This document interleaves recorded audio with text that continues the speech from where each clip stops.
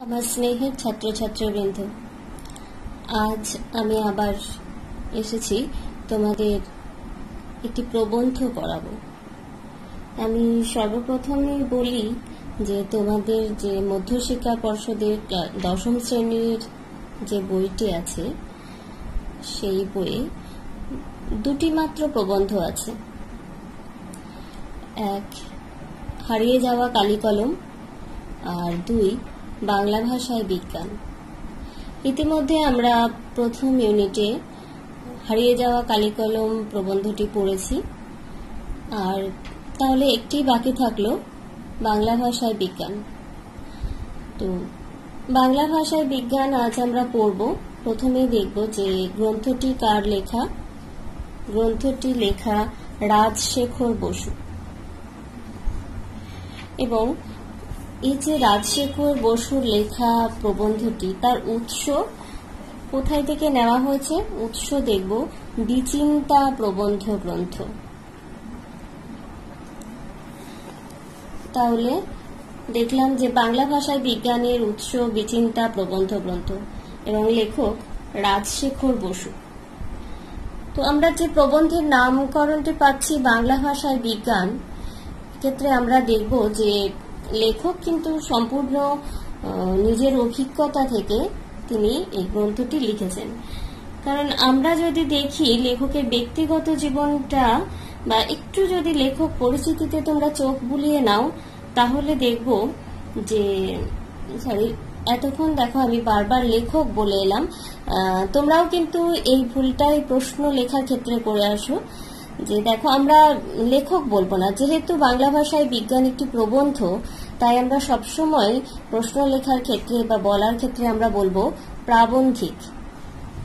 ঠিক আছে?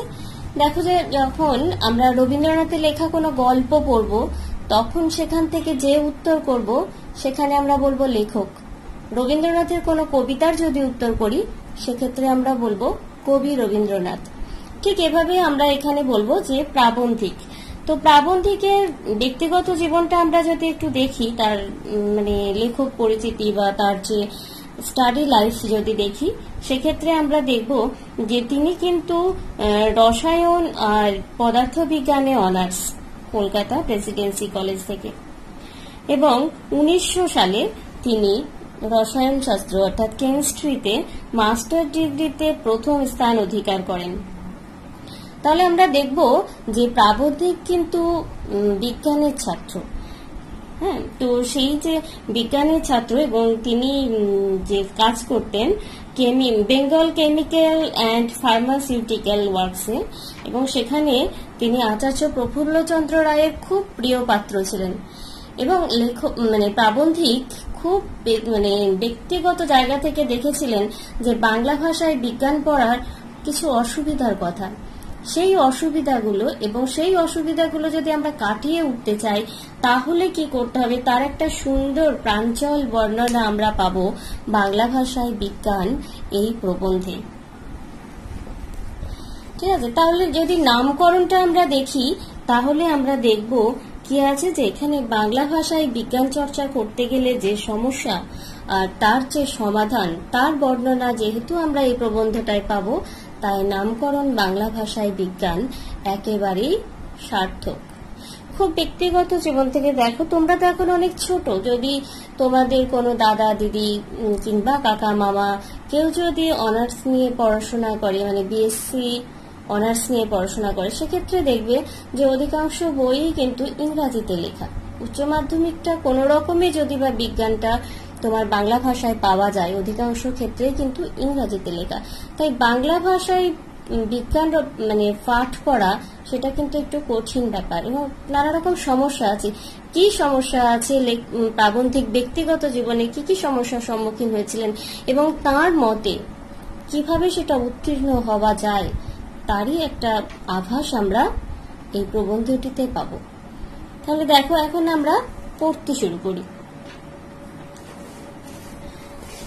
তোমরা দেখো কি আছে যে যাদের জন্য বিজ্ঞান বিষয়ক বাংলা গ্রন্থ বা প্রবন্ধ লেখা হয়, তাদের মোটামুটি দুই শ্রেণীতে ভাগ করা যেতে পারে। তাহলে বলছে বিজ্ঞান ভাষায় প্রবন্ধ বা গ্রন্থ যাদের জন্য লেখা হয় তাদেরকে কটা শ্রেণীতে ভাগ করা যেতে পারে? 2 শ্রেণীতে। দুটো শ্রেণীর মধ্যে কাদেরকে ফেলছে দেখো, খুব ভালো করে গল্পের প্রবন্ধের শুরুতেই তোমাকে জেনে নিতে হবে এই ভাগটি, কারণ পরে বারবার প্রথম শ্রেণী দ্বিতীয় শ্রেণীর উল্লেখ আছে, এটা কিন্তু বারবার ভেঙে বলা নেই। কি আছে যে প্রথম শ্রেণীতে কাদেরকে রাখছেন প্রাবন্ধিক? যারা ইংরাজি জানে না বা অতি অল্প জানে। তাহলে প্রথম শ্রেণীতে পড়লো যারা ইংরাজি জানে না বা অতি অল্প জানে। হ্যাঁ, এই প্রথম শ্রেণীর মধ্যে কারা পড়ছে? অল্প বয়স্ক ছেলে মেয়ে এবং অল্প শিক্ষিত বয়স্ক লোক এই শ্রেণীতে পড়ে। ঠিক আছে, তাহলে যারা ইংরাজি জানে না, কারা জানে না? অল্প বয়স্ক ছেলে মেয়ে বা জানে না বা অল্প জানে, তারা হচ্ছে অল্প শিক্ষিত বয়স্ক লোক। দ্বিতীয়, যারা ইংরাজি জানে এবং ইংরাজি ভাষায় অল্পাধিক বিজ্ঞান পড়েছে। তাহলে দ্বিতীয় শ্রেণীতে কাদেরকে ফেলা হলো? যারা ইংরাজি জানে এবং ইংরাজি ভাষায় কিছুটা বিজ্ঞানও পড়েছে। এই দুটি শ্রেণীতে বাংলা ভাষায় প্রবন্ধ যাদের জন্য লেখা হচ্ছে তাদেরকে ভাগ করা হলো। প্রথম শ্রেণীর পাঠকদের বিজ্ঞানের সঙ্গে পূর্ব পরিচয় নেই। গুটিকতক ইংরাজি পারিভাষিক শব্দ হয়তো তারা শিখেছে, যেমন typhoid, iodine, motor, proton, zebra ইত্যাদি। অনেক রকম স্থূল তথ্যও তাদের জানা থাকতে পারে, যেমন জল আর কর্পূর উবে যায়, পিতলের চাইতে অ্যালুমিনিয়াম হালকা, লাউ কুমড়ো জাতীয় গাছে 2 রকম ফল হয়। এরকম সামান্য জ্ঞান থাকলেও সুশৃঙ্খল আধুনিক বৈজ্ঞানিক তথ্য তারা কিছুই জানে না। তাহলে কি বলছে দেখো, যে প্রথম শ্রেণীর পাঠকরা খুব বেশি বিজ্ঞান জানে না এবং তারা 2-4টি পারিভাষিক শব্দ হয়তো জানে, যেমন typhoid, iodine, motor, proton, zebra. এগুলো তোমাদের মুখস্থ রাখতে হবে, শর্ট কোশ্চেনে আসতে পারে যে কি কি পারিভাষিক শব্দ তারা জানে। আর কি আরো কিছু জিনিস তারা জানে, যেমন জল আর কর্পূর উবে যায়, পিতলের চাইতে অ্যালুমিনিয়াম হালকা, এই ধরনের স্থূল জ্ঞান। লাউ কুমড়ো জাতীয় গাছে 2 রকমের ফুল হয়, পুরুষ ফুল, স্ত্রী ফুল, এগুলো হয়তো তারা জানে, কিন্তু কেন হয় এটা স্থূলভাবে জানে, কিন্তু কেন হয় এর কোনো বৈজ্ঞানিক ব্যাখ্যা কিন্তু তারা জানে না। এইরকম সামান্য জ্ঞান থাকলেও সুশৃঙ্খল আধুনিক বৈজ্ঞানিক তথ্য তারা কিছুই জানে না। এই শ্রেণীর পাঠক ইংরাজি ভাষার প্রভাব থেকে মুক্ত, সেজন্য বাংলা পরিভাষা আয়ত্ত করে বাংলায় বিজ্ঞান শেখা তাদের সংস্কারের বিরোধী নয়। তাহলে কি বলছে যে এই ধরনের পাঠকরা যদি বাংলা পরিভাষা আয়ত্ত করে যদি তাদেরকে বিজ্ঞান শেখানো হয় তাহলে শিখতে কিন্তু তারা আগ্রহী, তাদের খুব একটা কষ্ট হবে না। ছেলেবেলায় আমাকে ব্রহ্মমোহন মল্লিকের বাংলা জ্যামিতি পড়তে হয়েছিল। দেখো এখানে আমাকে বলতে কাকে বোঝানো হয়েছে? আমাকে বলতে বোঝানো হয়েছে প্রাবন্ধিক রাজশেখর বসুর কথা বলা হয়েছে। লাইনটি তুলে প্রশ্ন আসতে পারে, আমাকে বলতে কাকে বোঝানো হয়েছে? উত্তর হবে বাংলা ভাষায় বিজ্ঞান প্রবন্ধের প্রাবন্ধিক রাজশেখর বসু। তাকে কার জ্যামিতি বই পড়তে হয়েছিল? এই প্রশ্নটাও কিন্তু প্রায়ই আসে যে রাজশেখর বসুকে কার বাংলা জ্যামিতি বই পড়তে হয়েছিল? ব্রহ্মমোহন মল্লিক এর জ্যামিতি বই পড়তে হয়েছিল। তিনি কি পড়েছিলেন? সেখানে একটা জায়গায় ছিল, একটা চ্যাপ্টারে, যে একটা নির্দিষ্ট সীমা বিশিষ্ট সরলরেখার উপর এক সমবাহু ত্রিভুজ অঙ্কিত করিতে হইবে। তোমরা 10ম শ্রেণী ছাত্রছাত্রীরা উপপাদ্যতে প্রায়ই এই ধরনের জিনিস দেখো, উপপাদ্য সম্পাদ্য তোমরা যেগুলো করো জ্যামিতির ক্ষেত্রে, সেক্ষেত্রে এরকম তোমরা প্রায়ই পাও। সেখানে কি লেখা ছিল? ব্রহ্মমোহন মল্লিকের জ্যামিতি বইয়ে একটা নির্দিষ্ট সীমা বিশিষ্ট সরল রেখার উপর এক সমবাহু ত্রিভুজ অঙ্কিত করিতে হইবে। সমবাহু ত্রিভুজ কাকে বলে? যে ত্রিভুজের 3টি বাহু সমান তাকে বলা হয় সমবাহু ত্রিভুজ। এর মানে বুঝতে বাধা হয়নি, কারণ ভাষাগত বিরোধী সংস্কার ছিল না। বলছে প্রাবন্ধিকের এর মানে বুঝতে অসুবিধা হয়নি, কারণ প্রাবন্ধিকের কোনো ভাষাগত বিরোধী সংস্কার ছিল না। মানে আমরা কি দেখব যে প্রাবন্ধিক বাংলা ভাষাতেই পড়াশোনা করেছিলেন, সেই হিসাবে কোনো বিরোধী ভাষার কাছে যেতে হয়নি। কিন্তু যারা ইংরাজি জিওমেট্রি পড়েছে তাদের কাছে উক্ত প্রতিকা বাক্যটি সুশ্রাব্য ঠেকবে না, তার মানেও স্পষ্ট হবে না। প্রাবন্ধিক বাংলা ভাষায় পড়েছিলেন জ্যামিতি, তাই তার অসুবিধা হয়নি। কিন্তু যারা ইংরাজি মাধ্যমে পড়াশোনা করে, দেখো জিওমেট্রি শব্দটা দেওয়া আছে, এই জিওমেট্রির মানে হচ্ছে জ্যামিতি।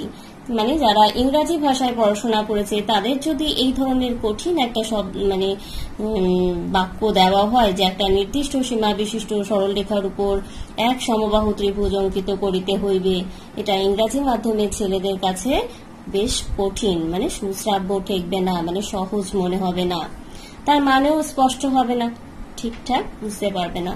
যে লোক আজন্ম ইজার পড়েছে তার পক্ষে হঠাৎ ধুতি পরা অভ্যাস করা একটু শক্ত। দেখো এখানে জিনিসটা খেয়াল রাখবে যে এখানে আজন্ম ইজার পড়েছে, এই যে ইজার শব্দটা দেওয়া আছে, ইজার শব্দটাকে আমরা বলতে পারি যে পাজামা বা প্যান্ট। ইজার শব্দের অর্থ হচ্ছে পাজামা বা প্যান্ট, ঠিক আছে? আমরা যদি বলি পাজামা বা প্যান্ট,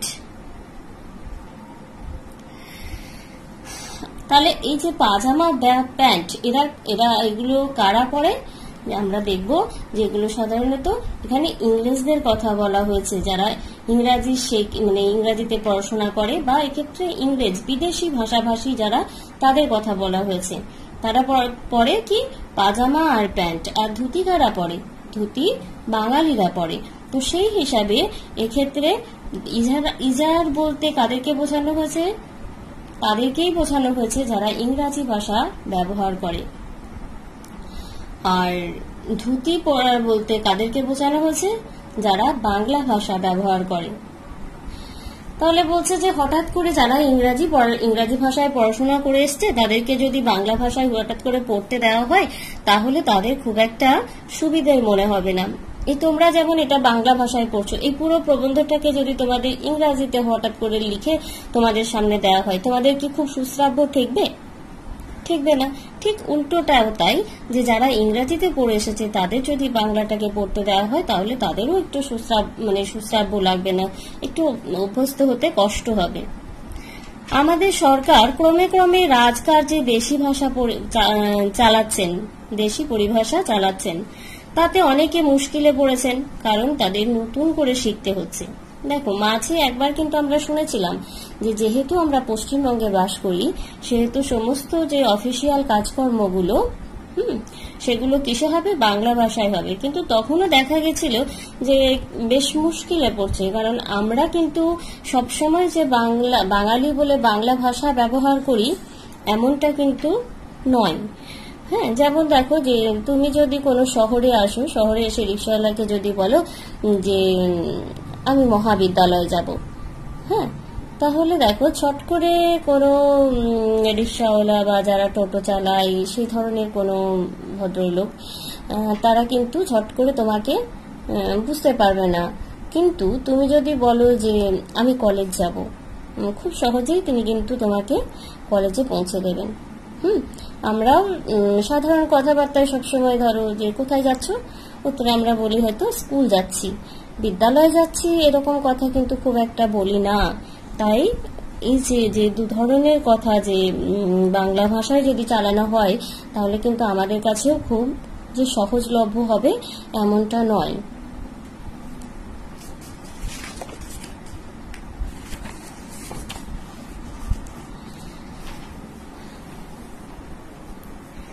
তারপরে দেখো কি হচ্ছে যে পূর্বোক্ত প্রথম শ্রেণীর পাঠক যখন বাংলায় বিজ্ঞান শেখে তখন ভাষার জন্য তার বাধা হয় না। এই যে প্রথম শ্রেণী মানে আমরা দেখেছিলাম যারা ইংরাজি জানে না বা অল্প জানে, তারা যখন বাংলা ভাষায় বিজ্ঞান শেখে তখন তাদের কাছে বাধা হয় না। শুধু বিষয়টি যত্ন করে বুঝতে হয়। পাশ্চাত্য দেশের শিক্ষার্থীর চেয়ে তাকে বেশি চেষ্টা করতে হয় না। কিন্তু দ্বিতীয় শ্রেণীর পাঠক যখন বাংলা ভাষায় লেখা বৈজ্ঞানিক সন্দর্ভ পড়ে তখন তাকে পূর্ব সংস্কার দমন করে অর্থাৎ ইংরাজির প্রতি অতিরিক্ত পক্ষপাত বর্জন করে প্রীতির সহিত মাতৃভাষার পদ্ধতি আয়ত্ত করতে হয়। এই কারণে পাশ্চাত্য পাঠকের তুলনায় তার পক্ষে একটু বেশি চেষ্টা আবশ্যক। তাহলে কি বলছে যে প্রথম শ্রেণীর যে পাঠক আছে তারা বাংলা ভাষায় খুব সহজেই পড়তে পারে, কিন্তু দ্বিতীয় শ্রেণীর পাঠক মানে কাদেরকে দেখেছিলাম, যারা ইংরাজি জানে বা ইংরাজি ভাষায় বিজ্ঞান পড়েছে, তাদের যদি পড়তে হয় তাহলে সে কি হবে যে ইংরাজি ভাষাটাকে তাকে ভুলতে হবে, সরাসরি ইংরাজি ভাষা থেকে অনেক বাংলা ভাষায় তাকে জানতে হবে বাংলা ভাষা। তাই প্রথম শ্রেণীর পাঠককে পড়ানো বেশি সোজা, দ্বিতীয় শ্রেণীর পাঠককে পড়ানো কিন্তু তুলনামূলকভাবে বেশি কষ্ট। বাংলা ভাষায় বিজ্ঞান চর্চায় এখনো নানা রকম বাধা আছে। আমরা প্রবন্ধের শুরুতেই বলেছিলাম যে কি কি বাধা আছে, সেই বাধা থেকে কিভাবে উতরে যাওয়া যায় সেটাই কিন্তু এই প্রবন্ধের মধ্যে আলোচনা করেছেন। তো আমরা দেখো এক এক করে বাংলা ভাষায় বিজ্ঞান চর্চার বাধাগুলো এবার দেখতে শুরু করব। বাংলা পারিভাষিক শব্দ প্রচুর নেই। তাহলে একটা বাধা আমরা পেলাম, বিজ্ঞান চর্চায় নানা রকম বাধার মধ্যে একটা বাধা পেলাম যে বাংলা পারিভাষিক শব্দ প্রচুর নেই। অনেক বৎসর পূর্বে বঙ্গীয় সাহিত্য পরিষদের সঙ্গে সংশ্লিষ্ট কয়েকজন বিদ্যোৎসাহী লেখক নানা বিষয়ের পরিভাষা রচনা করেছিলেন। প্রথম তাহলে পারিভাষিক শব্দ খোঁজার জন্য চেষ্টা করেছিলেন কারা? বঙ্গীয় সাহিত্য পরিষদ। এদের সঙ্গে কিছু বিদ্যোৎসাহী ব্যক্তি ছিলেন যারা এই পরিভাষা রচনার চেষ্টা করেছিলেন। তাদের উদ্যোগের এই ত্রুটি ছিল যে তারা একযোগে কাজ না করে স্বতন্ত্রভাবে করেছিলেন, তার ফলে সংকলিত পরিভাষার সাম্য হয়নি। একই ইংরাজি সংজ্ঞার বিভিন্ন প্রতিশব্দ রচিত হয়েছে। তাহলে দেখো কি বলছে যে এরা চেষ্টা করেছিলেন কিছু পারিভাষিক শব্দ জোগাড় করার, পারিভাষিক শব্দ সৃষ্টি করার, কিন্তু তাদের উদ্দেশ্যটি মহৎ থাকলেও তারা যেহেতু আলাদা আলাদা জায়গা থেকে কাজ করেছিলেন সেহেতু সেই পারিভাষিক শব্দগুলো কিন্তু আলাদা আলাদা হয়েছিল। যেমন ধরো যদি বলি যে ওয়াটার, ওয়াটার এই শব্দটার কেউ হয়তো পরিভাষা রচনা করেছেন জল, কেউ রচনা করেছেন বাড়ি, কেউ রচনা করেছেন পানি। তাহলে দেখো যদি আমরা বাংলা ভাষায় পড়ি বিভিন্ন জায়গায় আমরা বিভিন্ন রকম পাবো, তার থেকে যদি আমরা ইংরাজি পড়ি তাহলে কি পাবো? একসঙ্গে ওয়াটার শব্দটা পেলাম মানে বাকি শব্দের অর্থগুলো পেয়ে গেলাম। তাহলে তাদের উদ্দেশ্যটি মহৎ থাকলেও যেহেতু তারা একযোগে কাজ করেননি তাই বিভিন্ন ধরনের প্রতিশব্দ রচিত হয়ে আছে। এই কারণেই কি হলো, 1936 সালে কলকাতা বিশ্ববিদ্যালয় যে পরিভাষা সমিতি নিযুক্ত করেছিলেন তাতে বিভিন্ন বিজ্ঞানের অধ্যাপক, ভাষাতত্ত্বজ্ঞ, সংস্কৃতজ্ঞ পণ্ডিত এবং কয়েকজন লেখক একযোগে কাজ করেছিলেন। তার ফলে তাদের চেষ্টা অধিকতর সফল হয়েছে। তাহলে প্রথম পরিভাষা রচনাটা যেহেতু সুফল লাভ করেনি খুব একটা, সেজন্য 1936 খ্রিস্টাব্দে, এটাও একটা শর্ট কোশ্চেন, যে কলকাতা বিশ্ববিদ্যালয় কর্তৃক পরিভাষা সমিতি নিযুক্ত হয়েছিল কত সালে? তার উত্তর হবে 1936। এই সালে কে কে ছিল সেই পরিভাষা সমিতিতে? বিভিন্ন বিজ্ঞানের অধ্যাপক ছিলেন, ভাষাতত্ত্বজ্ঞ ছিলেন, সংস্কৃতজ্ঞ পণ্ডিত ছিলেন এবং কয়েকজন লেখক ছিলেন। এবং এরা যখন কাজ করেছিলেন সবাই একসঙ্গে এক জায়গায় বসে কাজ করেছিলেন, ফলস্বরূপ তাদের চেষ্টা সফল হয়েছে। পরিভাষা রচনা একজনের কাজ নয়, সমবেতভাবে না করলে নানা ত্রুটি হতে পারে। তাহলে পরিভাষা রচনা একজনের পক্ষে করা সম্ভব নয়। কলকাতা বিশ্ববিদ্যালয়ের সংকলন খুব বড় নয়, আরও শব্দের প্রয়োজন আছে এবং তার জন্য উপযুক্ত ব্যবস্থা করা আবশ্যক।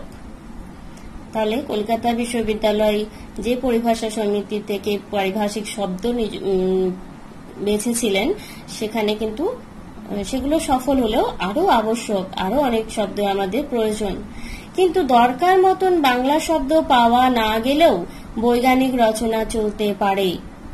কিভাবে চলবে যদি বাংলা শব্দ পাওয়া না যায়? যতদিন উপযুক্ত ও প্রামাণিক বাংলা শব্দ রচিত না হয় ততদিন ইংরাজি শব্দই বাংলা বানানে চালানো ভালো। যতদিন এই যে পারিভাষিক শব্দ পাওয়া যাচ্ছে না ততদিন ইংরাজি শব্দটাকে কি করতে হবে? যে বাংলা বানানে লিখতে হবে। তাহলে কোনো অসুবিধা হবে না। বিশ্ববিদ্যালয় নিযুক্ত সমিতি বিস্তর ইংরাজি শব্দ বজায় রেখেছেন। তাঁরা বিধান দিয়েছেন যে নবাগত রাসায়নিক বস্তুর ইংরাজি নামই বাংলা বানানে চলবে, যেমন অক্সিজেন, প্যারাডাই ক্লোরো বেনজিন, এই ধরনের শব্দগুলো। দেখো এগুলো, এই কথাগুলো তো ইংরাজি কথা, কিন্তু কিভাবে লেখা আছে? বাংলা ভাষায় বাংলা বানানে লেখা আছে। তাই বলছে যে যখন আমরা পারিভাষিক শব্দ পাবো না, তখন এভাবেই আমরা ইংরাজি শব্দকে বাংলা বানানে লিখে যাব। উদ্ভিদ ও প্রাণীর জাতিবাচক ও পরিচয়বাচক অধিকাংশ ইংরাজি বা সার্বজাতিক মানে ইন্টারন্যাশনাল নামও বাংলায় চালানো যেতে পারে, যেমন ম্যালভাসী, ফার্ন, আর্থ্রোপোডা ইনসেক্টা প্রভৃতি। এগুলো কি বলছে? যে যতদিন আমরা বাংলা পারিভাষিক পাবো না, ততদিন আমরা এই ধরনের শব্দ চালিয়ে যাব। তাহলে কি বলছে? এই যে আর্থ্রোপোডা ইনসেক্টা বলা হলো, আর্থ্রোপোডা ইনসেক্টা মানে হচ্ছে কেমন, যে কাঁকড়া বিছে বা কাঁকড়া জাতীয় শক্ত খোলার কীট জাতীয় প্রাণীকে বলবো আর্থ্রোপোডা। আর ম্যালভাসী মানে উদ্ভিদের এক ধরনের জাতিবাচক জিনিস। হ্যাঁ, যেমন তোমার ম্যালভাসী বলতে গিয়ে এখানে বলছে যে ভূমধ্যসাগরীয় অঞ্চলের এক বিশেষ প্রজাতির আঙ্গুর এই ধরনের উল্লেখ করা রয়েছে। হ্যাঁ, কিন্তু এটা একটা বিশেষ প্রজাতি। হ্যাঁ, ম্যালভাসী মানে গাছের যদি এক ধরনের গোত্র বা পরিবার যদি বলি আমরা, সেটাই বলবো যে গাছের এক ধরনের গোত্র। আর ফার্ন মানে কি? অপুষ্পক উদ্ভিদ।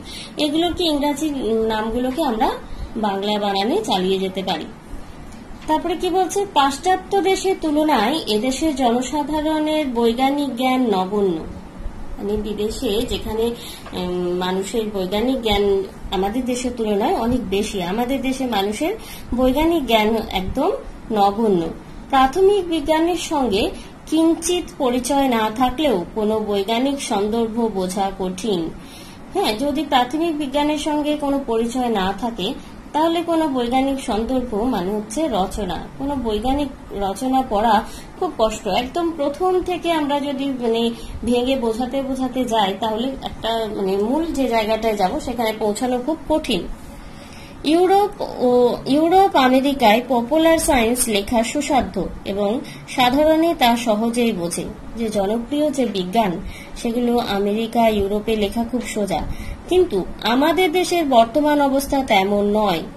মানে আমাদের দেশে বৈজ্ঞানিকের সংখ্যা অনেক কম, বিজ্ঞান সম্বন্ধে সাধারণ মানুষের যে জ্ঞান সেটা অনেক কম। বয়স্কদের জন্য যা লেখা হয় তাও প্রাথমিক বিজ্ঞানের মতো গোড়া থেকে না লিখলে বোধগম্য হয় না। বয়স্কদের জন্য যেটা লেখা হয় সেটাও একদম প্রাথমিকভাবে একদম প্রথম থেকে লিখে যেতে হয়। এইখানে কি বলছে দেখো, যে আমাদের দেশে মানুষের জ্ঞানটা, বিজ্ঞানের সম্বন্ধে জ্ঞান খুব কম। দেখো কিছুদিন আগেও আমরা একবার দেখেছিলাম যে গণেশের দুধ খাচ্ছে, এরকম একটা ঘটনা সামনে এসেছিল যে গণেশ নাকি দুধ খাচ্ছে। কিন্তু আমাদের দেশের মানুষ কেন, কি জন্য এসব না গিয়ে, শেষ প্রশ্নে না গিয়ে সবাই কিন্তু বেশ উদ্গ্রীব যে গণেশের দুধ খাচ্ছে, খাওয়াতে হবে এরকম। কিন্তু সেটা দেখা গেছিল, বৈজ্ঞানিক পরীক্ষা করে দেখা গেছে সেটার কারণ অন্য। কিন্তু সেই যে কারণগুলো না খুঁজে আমাদের দেশের মানুষ খুব সহজেই মানে অন্য দিকে আকৃষ্ট হয়ে যায়। তাই আমাদের দেশের মানুষের বিজ্ঞান সম্বন্ধে জ্ঞান খুব কম। জনসাধারণের জন্য যারা বাংলায় বিজ্ঞান লেখেন, তারা এ বিষয়ে অবহিত না হলে তাদের লেখা জনপ্রিয় হবে না। মানে কি, যারা মানে পপুলার সায়েন্স, মানে সাধারণ লোকের বোঝার জন্য যে বিজ্ঞানগুলো লেখা হয়, সেগুলো যদি প্রথম থেকে না লেখা হয় তাহলে জনপ্রিয় হবে না, কারণ মানুষ তো বুঝতেই পারবে না। অবশ্য কালক্রমে এদেশে বিজ্ঞান শিক্ষার বিস্তার হলে এই অসুবিধা দূর হবে, তখন বৈজ্ঞানিক সাহিত্য রচনা সুসাধ্য হবে। বলছে ধীরে ধীরে যদি এগুলো মানুষের যদি বিজ্ঞান সম্বন্ধে জ্ঞান বাড়ে, মানুষ যত দিন যাচ্ছে তত তো বিজ্ঞান নির্ভরই হয়ে উঠছে, তাই ধীরে ধীরে প্রাবন্ধিক আশা করেন যে এদেশের মানুষও বিজ্ঞান শিখবে, বিজ্ঞান শিক্ষার বিস্তার ঘটবে, এবং তখন মানুষের যখন প্রাথমিক এই ধরনের ধারণা চলে আসবে বিজ্ঞান সম্বন্ধে, তখন আর বৈজ্ঞানিক সাহিত্য রচনা করতে খুব একটা অসুবিধা হবে না। তাহলে আজ এটুকুই থাক। আবার পরবর্তীতে আমরা পরবর্তী ভিডিওতে আমরা আবার পরেরটুকু পড়ে নেব।